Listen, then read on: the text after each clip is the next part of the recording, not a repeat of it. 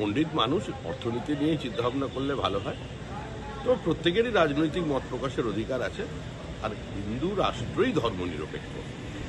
ধর্মনিরপেক্ষতা যদি কোথাও থেকে থাকে, বহুত্ববাদ যদি কোথাও থাকে, মত প্রকাশের অধিকার যদি কোথাও থাকে, যে যার নিজের মতো করে নিজের উপাসনা পদ্ধতি বেছে নেওয়ার অধিকার যদি কোনো সমাজে থাকে, সেটা হিন্দু সমাজের মধ্যেই আছে।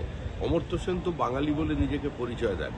একবার এই কথাটা গিয়ে বাংলাদেশের বলুন না, বাংলাদেশের হিন্দুরা কি অবস্থায় আছে, প্রতিনিয়ত তাদের সঙ্গে কীভাবে আচরণ হচ্ছে, ওখানে গিয়ে বলুন, প্রতিবাদ করুন। এই নিরাপদ আশ্রয়ে বসে এই সিলেক্টিভ প্রতিবাদী আর মোদি বিরোধিতা বন্ধ করুন।